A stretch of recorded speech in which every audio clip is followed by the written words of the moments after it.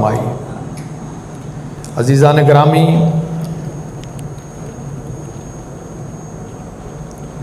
یہ وہ مقدس مہینہ ہے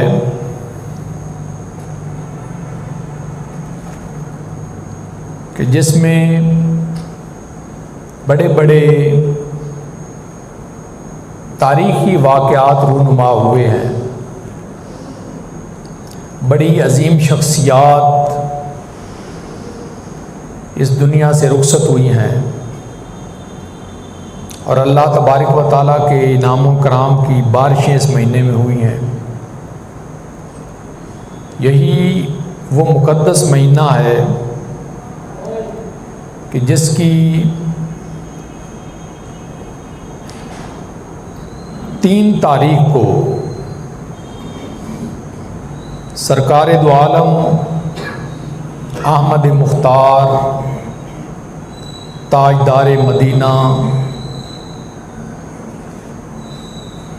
سرور قلب و سینہ سید عالم رحمت دو عالم نازش دو عالم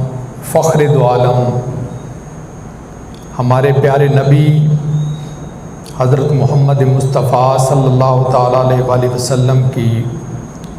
پیاری لخت جگر، نور نظر،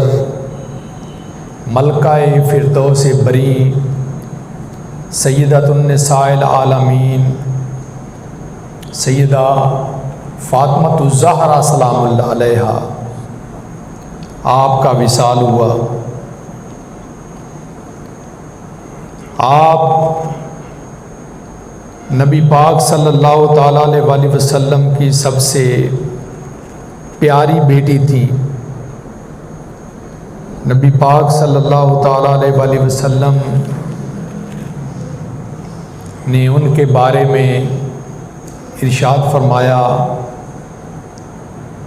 کہ فاطمہ میرے جگر کا ٹکڑا ہے۔ سیدہ فاطمہ سلام اللہ علیہا وہ ہستی ہیں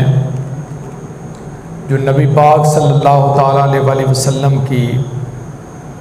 غم خوار اور غم گسار رفیقہ حیات ام المومنین سیدہ خدیجہ الکبریٰ سلام اللہ علیہا ان کی بیٹی ہیں۔ مولا علی شیر خدا رضی اللہ تعالیٰ عنہ ان کی زوجہ مطہرہ ہیں۔ سیدنا حضرت امام حسن، سیدنا حضرت امام حسین اور سیدہ زینب کی والدہ محترمہ ہیں۔ نبی پاک صلی اللہ تعالیٰ علیہ وآلہ وسلم نے ان کے بارے میں فرمایا کہ فاطمہ جنتی عورتوں کی سردار ہیں، اور تمام جنتی عورتوں میں سب سے افضل اور اعلیٰ آپ کی والدہ محترمہ سیدہ خدیجہ الکبریٰ اور دوسرے نمبر پہ خاتون جنت سیدہ فاطمۃ الزہرا سلام اللہ علیہا ہیں۔ عزیزان گرامی، آپ اندازہ کریں اس عظیم ہستی کی قدر و منزلت کا کہ جن کے والد گرامی کی عظمت اور شان یہ ہے کہ وہ تمام نبیوں کے سردار ہیں، اور اگر ان کے شوہر کو دیکھا جائے تو وہ تمام اولیاء کے سردار ہیں، اور اگر ان کے بیٹوں کو دیکھا جائے تو وہ دونوں بیٹے جنتی نوجوانوں کے سردار ہیں، اور جب ان کی خود باری آتی ہے، ان کی شخصیت کا جائزہ لیا جاتا ہے تو وہ خود جنتی عورتوں کی سردارہ ہیں۔ تو آپ اندازہ کریں کہ اللہ تبارک و تعالیٰ نے اس عظیم ہستی کو کتنا مرتبہ اور مقام عطا فرمایا تھا۔ عزیزان گرامی، پھر نبی پاک صلی اللہ تعالیٰ علیہ وآلہ وسلم کو سیدہ فاطمہ الزہرا سلام اللہ علیہا سے اتنی محبت تھی، اتنا پیار تھا کہ جب سیدہ فاطمہ سلام اللہ علیہا آپ کے گھر تشریف لاتی تو حضور صلی اللہ علیہ وسلم فرط محبت سے ان کے استقبال کے لیے اپنی جگہ سے کھڑے ہو جایا کرتے تھے۔ کھڑے ہو کر خاتون جنت سیدہ فاطمہ الزہرا سلام اللہ علیہا کا استقبال فرمایا کرتے تھے، اور پھر حضور صلی اللہ تعالیٰ علیہ وآلہ وسلم اپنی جگہ پر جہاں آپ خود بیٹھے ہوئے ہوتے تھے، سیدہ خاتون جنت کو اپنی جگہ پر آقا دو عالم صلی اللہ علیہ وسلم بٹھایا کرتے تھے۔ اور پھر صحابہ کرام کا یہ طریقہ کار تھا کہ جب حضور صلی اللہ علیہ وسلم کو مخاطب کرنا ہوتا تھا تو عرض کرتے تھے فدا کا ابی و امی یا رسول اللہ، یا رسول اللہ صلی اللہ علیہ وسلم میرے ماں باپ آپ پر قربان ہوں۔ جب صحابہ کرام نے حضور کو مخاطب کرنا ہوتا تھا تو یہ صحابہ کرام کا طرز تکلم تھا، گفتگو کا انداز اور طریقہ تھا۔ صحابہ کرام عرض کرتے ہیں فدا کا ابی و امی یا رسول اللہ، یا رسول اللہ ہمارے ماں باپ آپ پر قربان ہوں۔ لیکن قربان جائیں، جب سیدہ فاطمہ الزہرا سلام اللہ علیہا کا ذکر چھڑتا، سیدہ فاطمہ الزہرا سلام اللہ علیہا میرے نبی صلی اللہ علیہ وسلم کی بارگاہ میں حاضر ہوتی تو میرے نبی صلی اللہ تعالیٰ علیہ وآلہ وسلم فاطمہ کو مخاطب کر کے فرمایا کرتے تھے فدا کا ابی و امی یا فاطمہ، اے فاطمہ ساری کائنات مجھ پر قربان ہے، ساری کائنات کے والدین مجھ پر قربان ہیں، لیکن اے فاطمہ مجھ محمد کے ماں باپ اور میرے ماں اور باپ آپ پر قربان ہوں۔ تو جب بھی حضور صلی اللہ علیہ وسلم نے مخاطب کرتے تو یہ لفظ استعمال کیا کرتے تھے فدا کا ابی و امی یا فاطمہ، اے فاطمہ تجھ پر میرے ماں اور باپ قربان ہوں۔ تو آپ اندازہ کریں کہ حضور صلی اللہ تعالیٰ علیہ وآلہ وسلم کی نگاہ میں سیدہ خاتون جنت فاطمہ الزہرا سلام اللہ علیہا کا کتنا مرتبہ اور مقام تھا اور کتنی قدر و منزلت تھی۔ عزیزان گرامی، یہ وہ ہستی ہیں کہ جن کی دہلیز فرشتے بے اجازت پار نہیں کیا کرتے تھے۔ حضرت اسرائیل علیہ السلام، حالانکہ انہیں کسی سے پرمیشن کی، کسی سے اجازت لینے کی ضرورت پیش نہیں آتی،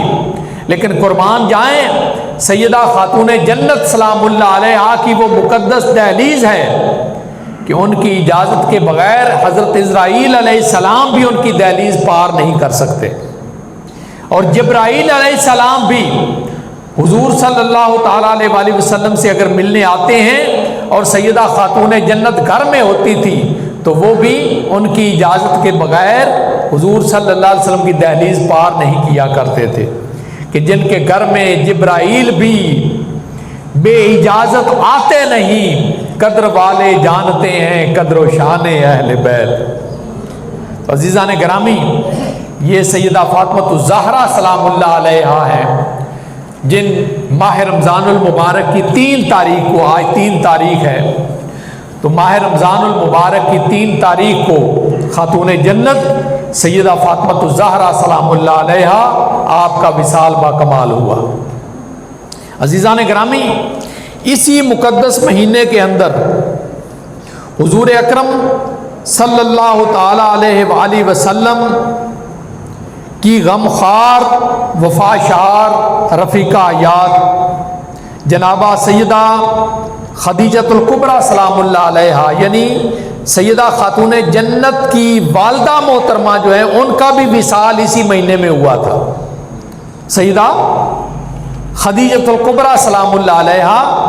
آپ کا وصال مبارک بھی اسی مقدس مہینے میں ہوا۔ اور اس سے اور اگر آگے بڑھیں تو اسی مقدس مہینے میں حضور اکرم صلی اللہ تعالیٰ علیہ وآلہ وسلم کی پیاری رفیقہ حیات محبوبہ محبوب رب العالمین ام المومنین سیدہ عائشہ صدیقہ رضی اللہ تعالیٰ عنہ، آپ کا وصال بھی اسی مقدس مہینے کے اندر ہوا۔ اور پھر اسی مقدس مہینے کی 21 تاریخ کو جناب مولا مشکل کشا شیر خدا داماد مصطفیٰ سیدنا حضرت علی المرتضیٰ رضی اللہ تعالیٰ عنہ، جو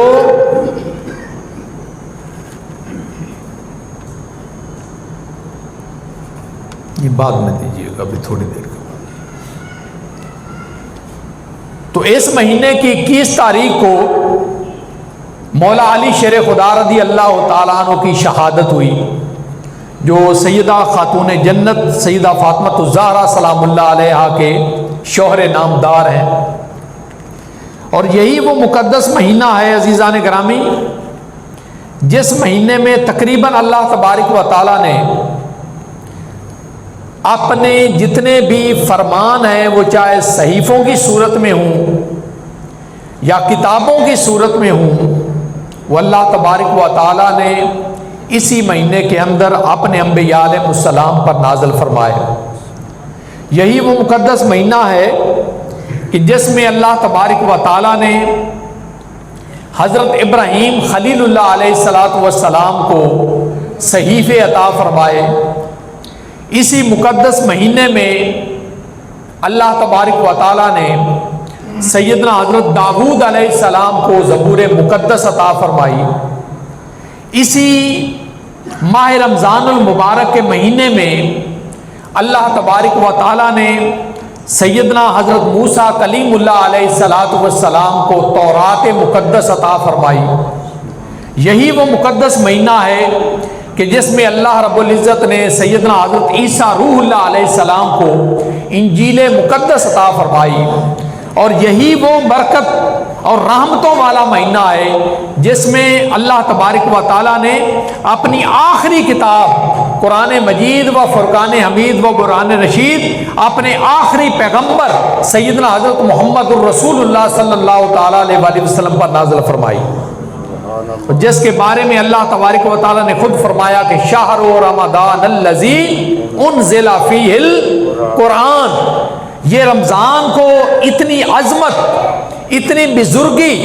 اتنی سعادت، اتنا مرتبہ اور مقام کس وجہ سے ملا ہے؟ اس مقدس مہینے کو اس وجہ سے یہ عزت اور عظمت عطا ہوئی ہے، اس مہینے میں اللہ تبارک و تعالیٰ نے اپنا آخری کلام قرآن مجید نازل فرمایا تھا۔ تو اس مہینے کی پہچان بھی اللہ تبارک و تعالیٰ نزول قرآن کی نسبت سے کرا رہا ہے کہ لوگوں، یہ جو رمضان المبارک کی اتنی عزت ہے، اتنی عظمت ہے کہ اس میں اگر ایک فرض ادا کریں تو ایک فرض کی جو قدر و قیمت ہے، جس کا ثواب ہے اور اجر ہے، وہ 70 فرضوں کے برابر کر دیا جاتا ہے۔ اور جس میں اگر کوئی آدمی ایک نفل ادا کرتا ہے تو ایک نفل کا اجر اور ثواب جو ہے وہ ایک فرض کے برابر کر دیا جاتا ہے۔ تو یہ وہ مقدس مہینہ ہے، اس مقدس مہینے کو یہ جو فضیلت حاصل ہوئی ہے یہ کس وجہ سے ملی ہے؟ شہر رمضان الذی انزل فیہ القرآن، کہ رمضان کا یہ وہ مہینہ ہے کہ جس میں اللہ تبارک و تعالیٰ نے قرآن مجید نازل فرمایا۔ تو عزیزان گرامی، یہ مقدس مہینہ جو ہے یہ قرآن مجید کے نزول کا مہینہ ہے۔ اور پھر حضور اکرم صلی اللہ تعالیٰ علیہ وسلم نے اس مہینے کو ایک اور بھی سعادت حاصل فرمائی ہے کہ اس مہینے میں اللہ تبارک و تعالیٰ روزہ داروں پر اپنا خاص کرم اور اپنی رحمتیں نازل فرماتا ہے۔ اور عزیزان گرامی، یہ وہ مقدس مہینہ ہے کہ جس میں اللہ تبارک و تعالیٰ روزہ داروں کو اپنا وہ قرب خاص عطا فرماتا ہے کہ جو عام مہینوں میں اللہ تبارک و تعالیٰ کے ولیوں اور نبیوں اور اس کے خاص بندوں کو جو مرتبہ اور مقام دوسرے مہینوں میں اللہ تبارک و تعالیٰ عطا فرماتا ہے، اس مقدس مہینے میں ہر روزہ دار کو اللہ تبارک و تعالیٰ وہ مرتبہ اور مقام عطا فرما دیتا ہے۔ گویا کہ یہ وہ مقدس مہینہ ہے کہ جس میں روزہ رکھنے والے جو ہیں وہ اللہ تبارک و تعالیٰ کے بہت زیادہ قریب ہو جاتے ہیں۔ اللہ تبارک و تعالیٰ کا قرب روزے داروں کو حاصل ہوتا ہے، اور وہ قرب خاص جو عام مہینوں میں اللہ تبارک و تعالیٰ کے ولیوں کو اور صلحاء کو حاصل ہوتا ہے،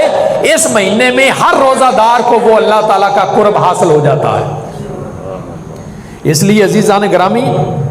اس مقدس مہینے کے بارے میں اللہ تبارک و تعالیٰ نے خود فرمایا کہ الصوم لی وانا اجزی بہ، کہ روزہ جو ہے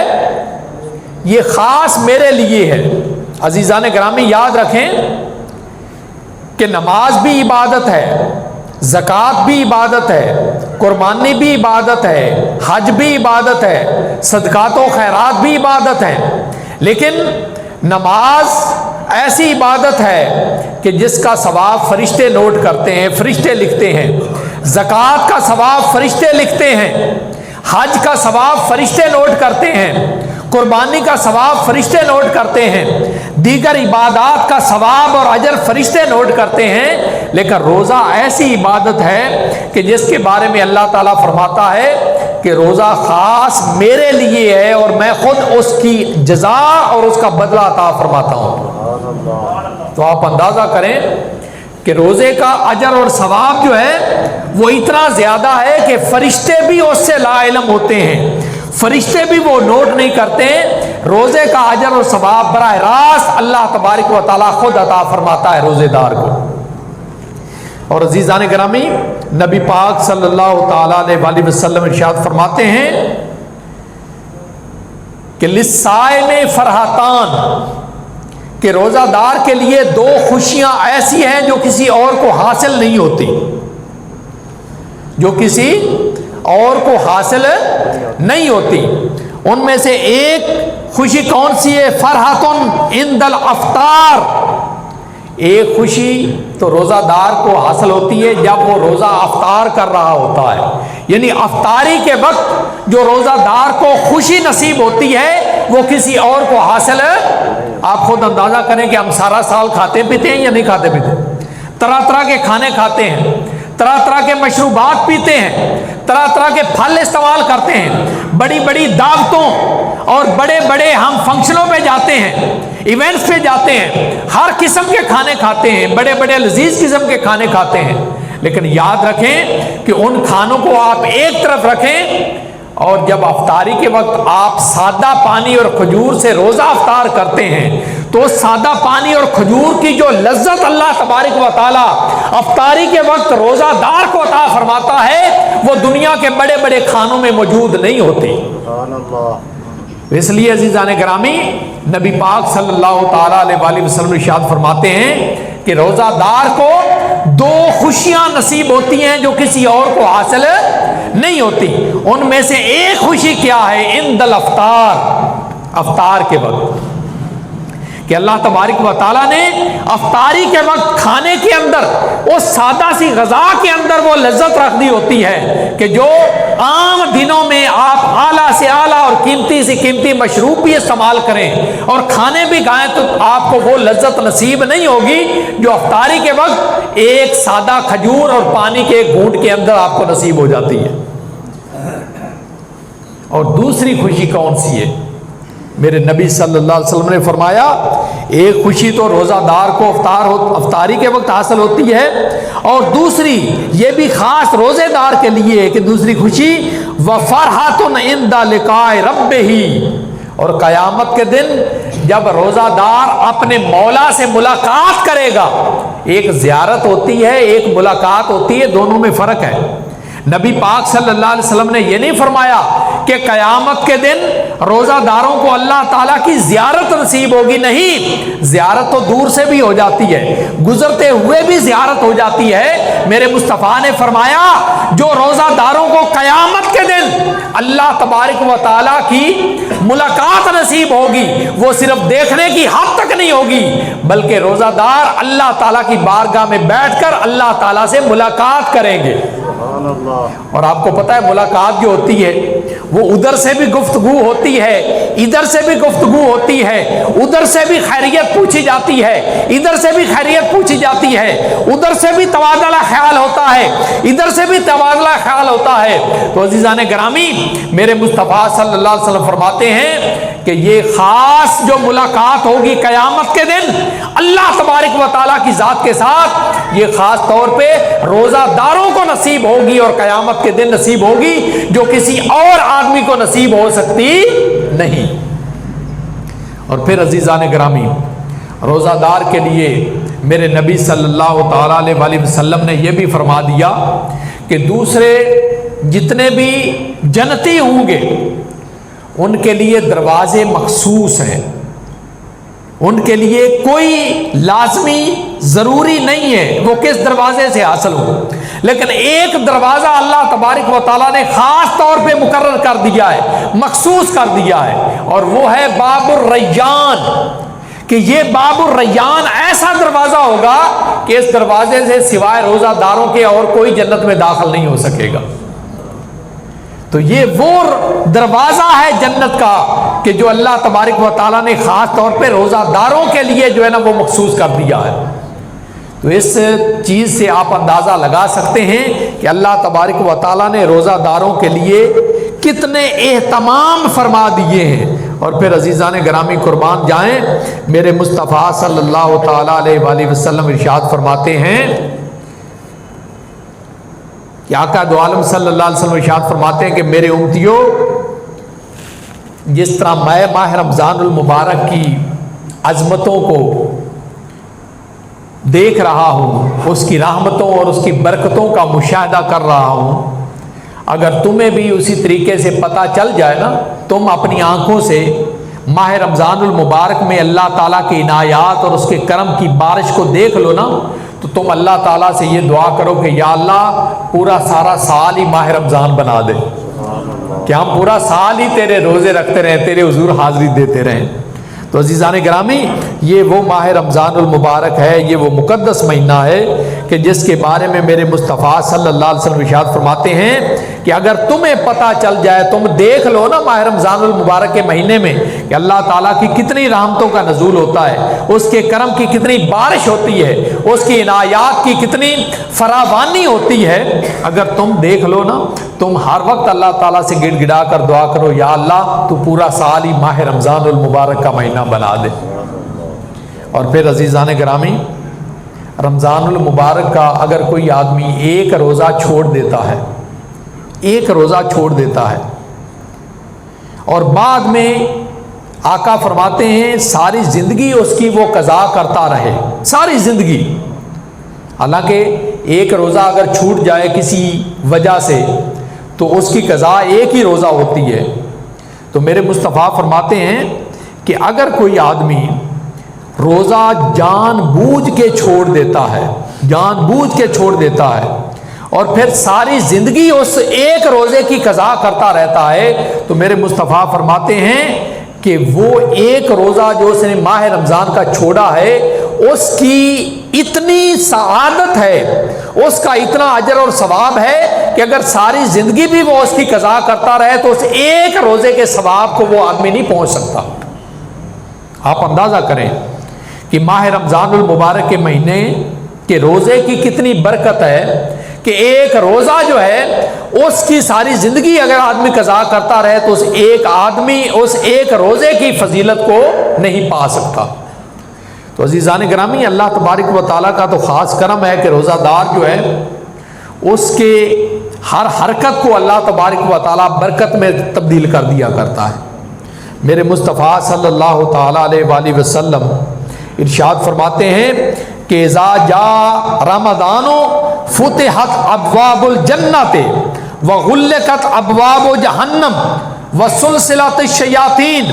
کہ جب ماہ رمضان المبارک کا مہینہ آتا ہے تو اللہ تبارک و تعالی جنت کے تمام دروازوں کو کھول دیتا ہے، جہنم کے تمام دروازوں کو بند کر دیتا ہے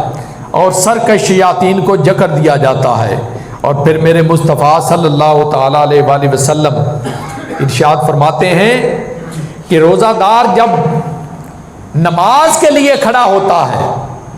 تو عزیزان گرامی، عام جو آدمی نماز پڑھتا ہے اس کا اجر اور ثواب الگ ہے، لیکن جب روزہ رکھ کر آدمی نماز ادا کرتا ہے تو اس نماز کا اجر اور ثواب اور زیادہ بڑھا دیا جاتا ہے۔ میرے مصطفیٰ صلی اللہ تعالیٰ علیہ وسلم فرماتے ہیں کہ جو روزہ دار جب نماز ادا کرتا ہے تو جس جگہ وہ نماز ادا کر رہا ہوتا ہے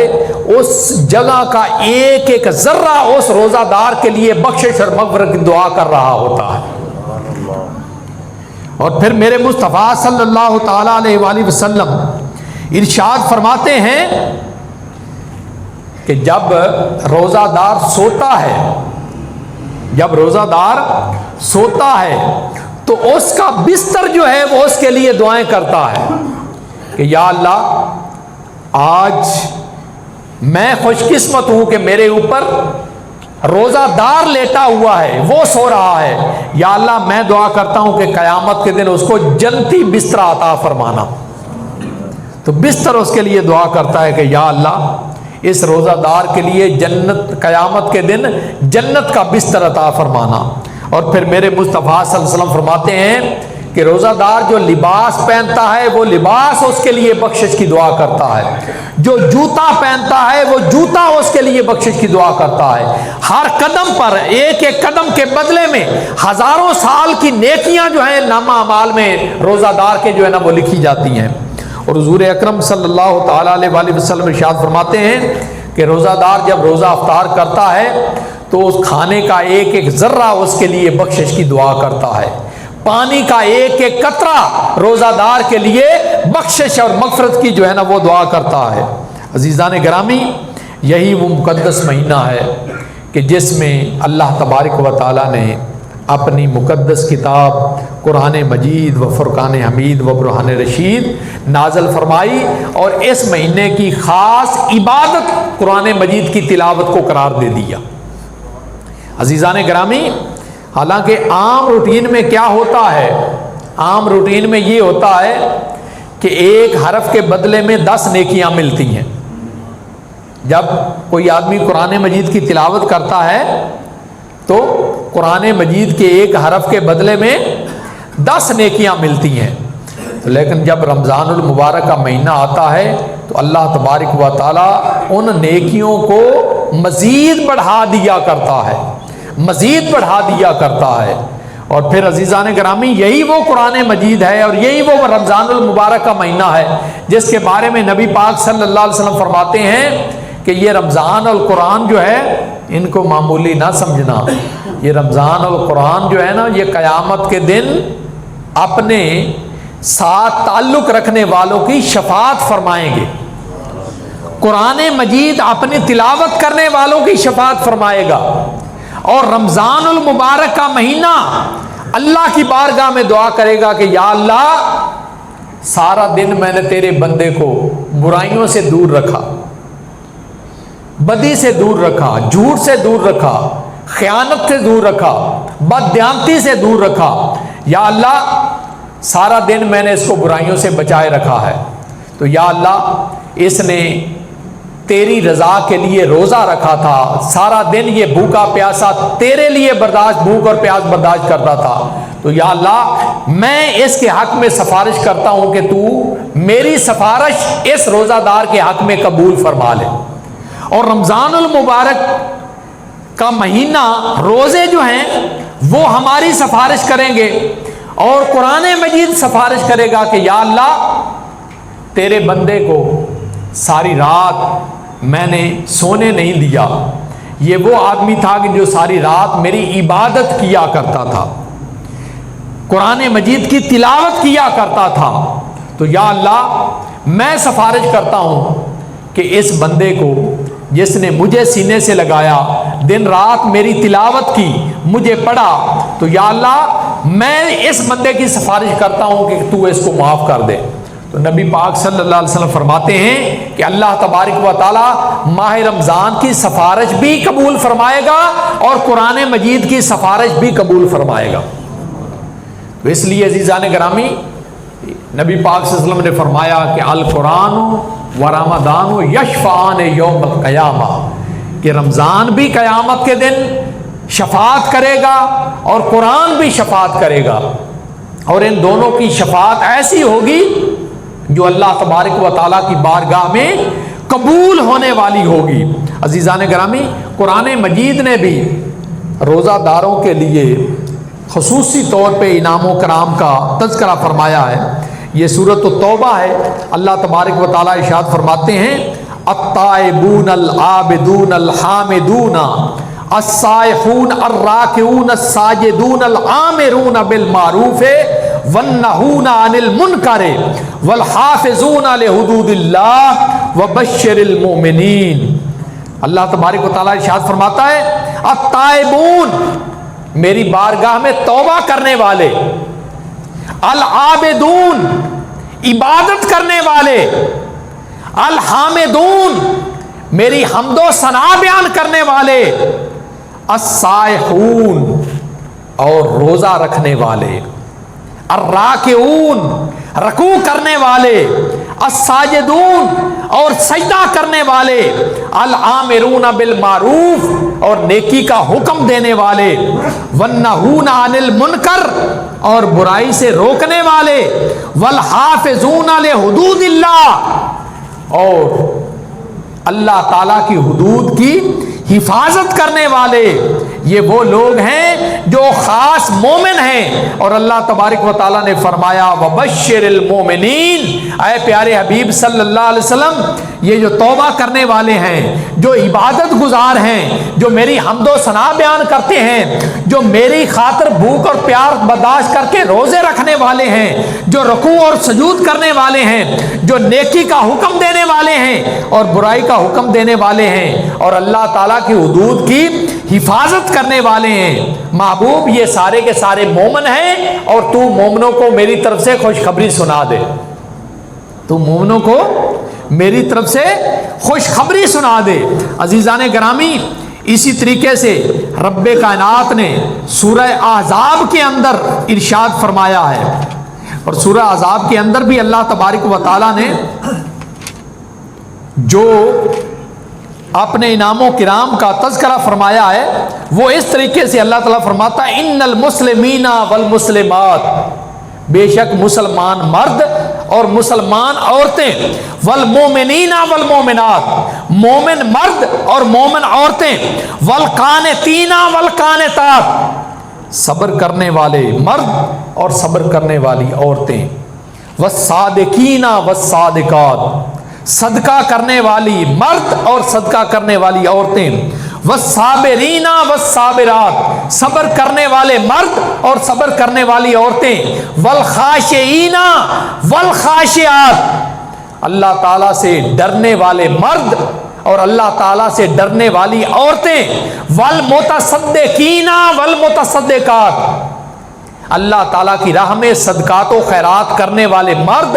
اور صدقات و خیرات کرنے والی عورتیں، والصائمین والصائمات، اور اللہ تعالیٰ کی رضا کے لیے روزہ رکھنے والے مرد اور روزہ رکھنے والی عورتیں، والحافظین فروجہم والحافظات،